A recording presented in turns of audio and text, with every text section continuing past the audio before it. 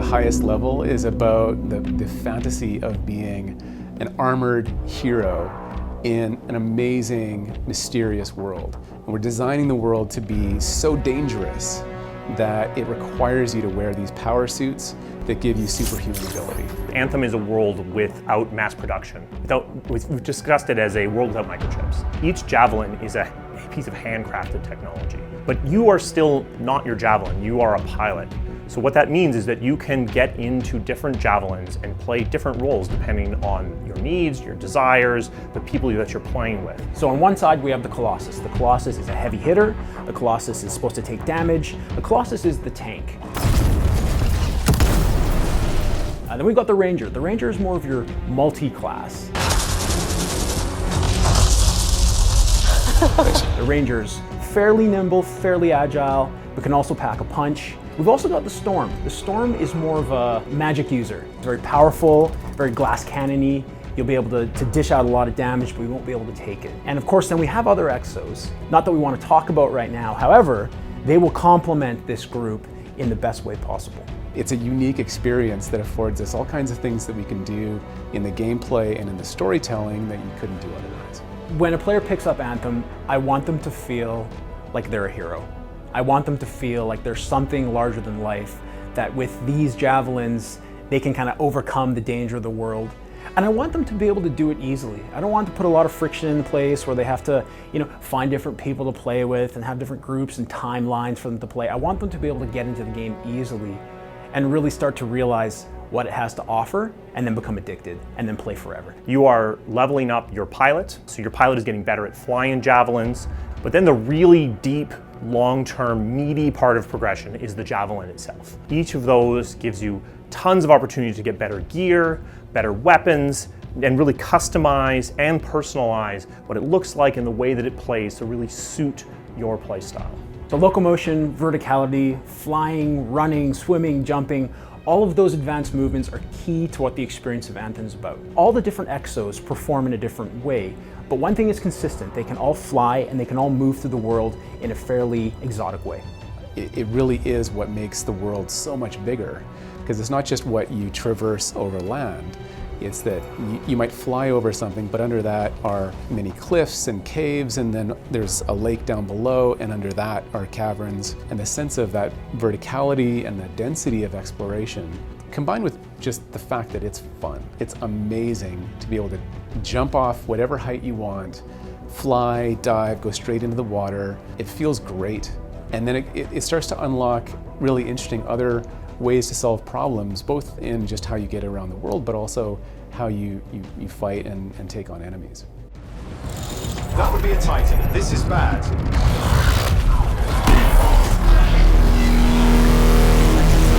So some of your technology is based upon bits of this shaper technology, but really humanity doesn't understand how this works. If you imagine that a construction site that was abandoned, and there are bulldozers scattered around that are turning themselves on and wandering around the construction site periodically. They're machines of construction, but if they're just random, they're not really doing helpful things. So as a freelancer, your job is to go and interact with these machines and try to shut them down so they can't do too much harm.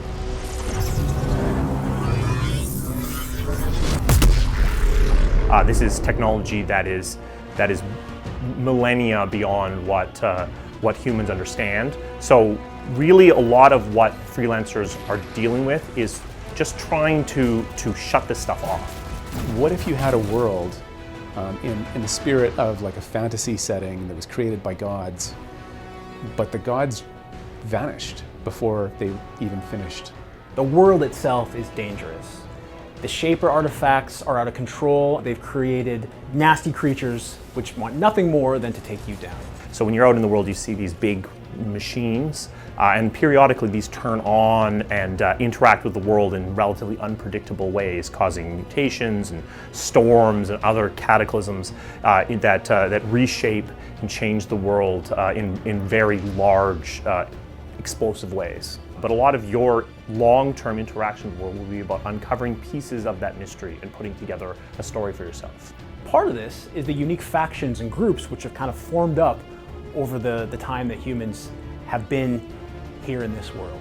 So we have the Sentinels, we have the Freelancers. The Freelancers are a group which is holding humanity and basically helping them to survive in this world. You are more like a fire jumper.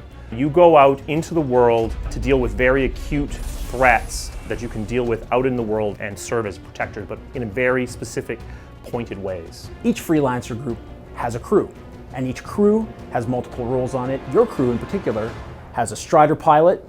A Strider is your remote base. It's your mobile base. It's for you and your team to basically get out into the open world, resupply, rearm, and get back into the adventure. We have the Scar. They have a tie back to the Shapers, but we don't necessarily want to go there yet. You certainly learn about it in the story. There's another human faction called Dominion, which serves as the primary antagonist over the core story of Anthem. They desperately want something related to the Shapers. They desperately want to go after one of the relics. It's important and it's crucial to the survival of them. Suffice to say that they're principled and direct in what they want, and they'll stop at anything to kind of get it.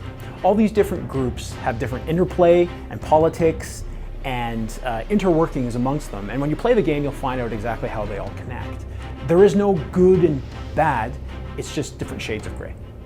So one of the things that when you look through BioWare's more than 20 years of game development that is common amongst all of our games is really a focus on characters that have personalities and that you interact with.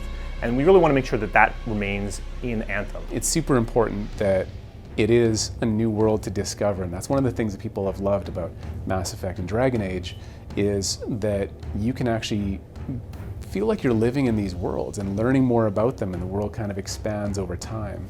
You know, we've learned a lot from the past projects that BioWare's done and some of our contemporaries when building Anthem. I think one of the biggest things is that players, many players, do want a sense of story and characters and narrative. So building a game that still focuses on a really tight narrative, characters that you can love, that you can learn about, story, lore, backstory, all that stuff in the context of an action-filled shooter, I think that's one of the biggest takeaways, and it's one of the things that we're trying to hit with the most energy on the project. So while you're out in the open world with other player characters, like other people playing the game, you're not interacting as much. But when you're back at Fort Tarsis, that's a place where you're able to interact more deeply with characters and have that experience that's really core to what I think makes BioWare BioWare. So in the case of Anthem, the idea was, you know, what if we could create a place that was a whole new world to explore, and it was built with mystery, it was built with the idea of constant change and disruption and different things happening in the world, but also where, if you wanted to, you could go on this adventure with your friends. And that required us to build the game in a different way than we had before, so that you have the option to play on your own or play with friends in this world that you're discovering. Anthem is designed as a game that you play for a really long time. So the critical path story is designed to introduce you to the world, to introduce you to the factions, but a lot of this is about that long-term world conflict where the world is unfinished, it's changing, and it's always providing a threat. Regardless of what's going on with the Dominion, the world itself is always dangerous. So when you're playing, you should always feel, even during the critical path, that there's a balance between the Dominion threat and then the world threat. And then as you transition into the Elder game, it becomes more and more about that world threat. At BioWare, we create worlds of adventure, conflict, and companionship that inspire you to be the hero of your own story. Anthem is about giving you the experience of adventuring with your friends as armored heroes in a dangerous and mysterious science fantasy world. So when we're trying to do storytelling in Anthem, there's two primary questions. Whose world are you in, and whose story is it? And what we've decided to approach this for Anthem is by saying that this is our world, this is a world that we share together, but it's my story. We are consistent in what we see regarding the time of day, regarding the weather, unique and individual events and shaper storms. You will see exactly what I see. So we can talk about it tomorrow, and you can say what you did during the storm, and I can say what I did during the storm. Now, whenever you go on an expedition with your friends, you have a dedicated server. So when we want to do an event, for example, we can send out an event, and all the different people across all the different servers will see that event. We have total control over that. All right, let's do this. See you on the other side. I think we wanted to figure out a way that you'd be able to play with your friends if you wanted to. One challenge with that, though, is if you can play with your friends, how does that not dilute the story that you're telling? Fort Tarsus is the place where you can learn about characters, you can talk to different people, you can form relationships with them, you can understand their motivations, learn more about the world. So that is what you do in Tarsus, and that is not shared with any of your other friends. That also gives us the opportunity to make sure that we have consistency in choices and consequence, and we can show that in Tarsus. You can go on the mission, if it's a story mission, by yourself, if you absolutely want to. Or you can invite your friends directly.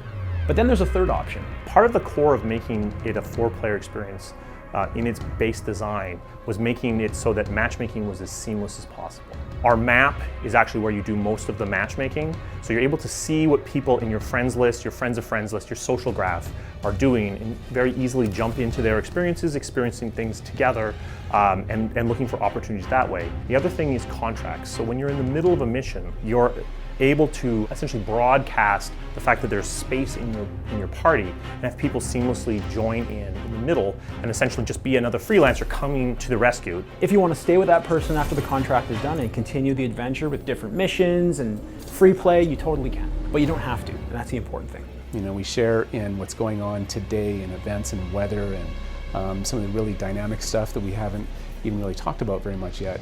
Because of that structure, to me, I think it puts it in a different kind of genre than people have experienced before, where we're trying to pull off a bit of a magic trick where you actually get amazing story and connections with characters, but also you can go out into the world with your friend and agree that the world that you're seeing is the same, and it's truly a shared world. Anthem is super important to us as a studio. We've been working on this for many years, so we're very excited to get it out into the hands of fans and players. It really is part of a journey that we've been on in constantly evolving our games, and we do actually have some other teams working on things that are coming up next. We always look at it in terms of a portfolio. We're just being a little bit more focused now in making sure that we have an amazing launch of our next title, and that we really focus on doing a great job with that and coming through for players. And then once that is launched and out there, making sure that we are built so that we can service that title and keep up with it over many years, even as we build the next thing and the next thing.